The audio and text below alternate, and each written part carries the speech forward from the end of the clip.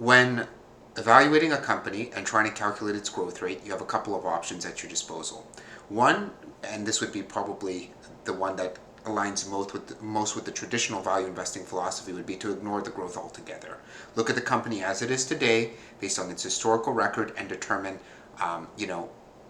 is the company a good purchase at the current earnings power, forgetting about any future possibility of growth.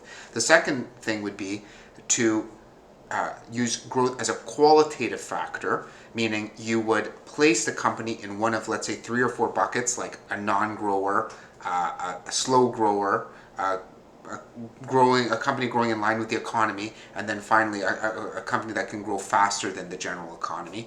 And then the third option would be to try and calculate a specific growth rate. In my opinion, the first and third option between those are the least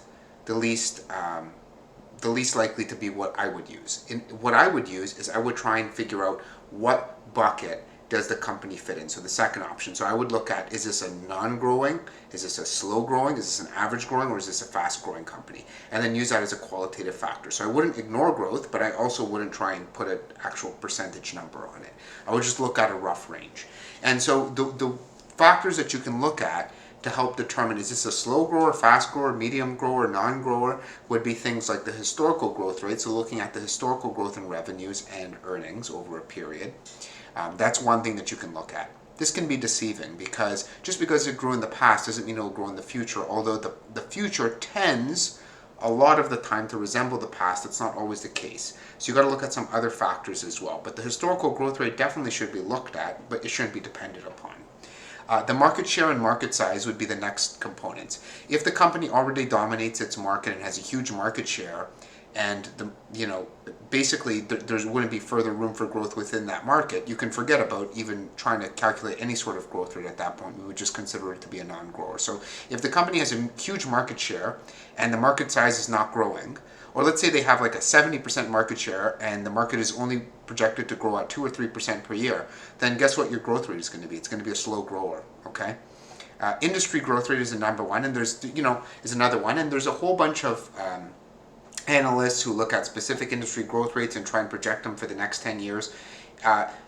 I always take it with a grain of salt, but if they say that they think an industry is going to grow faster than average, I would consider that, but I would take it with a grain of salt again. So I would probably, if there's a company within an industry that's fast growing, then I might consider it to be, a slightly faster than average growth company.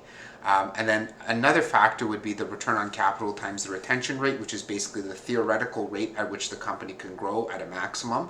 This is basically the company's return on capital times the amount of money that it reinvests back into the business. So if a company is delivering, let's say, on average 15% on its capital and retains 50% of its earnings, we would say its sustainable future growth rate is probably going to be about 7.5%. And then the final thing would be the actual qualitative things like new products and sales and the innovation of the company and its ability to churn new products basically down the pipeline. And that's, again, that requires more of a qualitative approach to looking at what the company does and where there are avenues for growth. Growth that actually delivers value for the shareholders. So these are the things to look at. Again, my opinion, look at growth as a qualitative factor. Don't try necessarily to quantify it, but look at it as a qualitative factor by using these different things like the historical growth rate and the market share, market size, industry growth rate, etc., to try and classify the company as either being a fast grower, medium grower, average grower, or slow or no growth at all. So these are the things that you can look at, and you should look at them one by one and try and determine, is this company, whatever company I'm looking at, is it a fast growing company, is it slow, is it medium, etc. So I hope the video was informative. There are some other things as well, for sure. And you can always look at those. You can look up other ways to calculate the growth rate, I'm sure. But like I say, in terms of precisely predicting what the growth rate is going to be, like saying it's going to be, 6% over the next 5 years and then slowing down to 3% thereafter, I think things like that are just way too specific and way more specific than we can get. And it's better to be approximately right than precisely wrong. So that's why I prefer looking at growth as a qualitative factor. Thanks for watching. If you have any questions, please feel free to leave a comment and give the video a thumbs up. Thanks.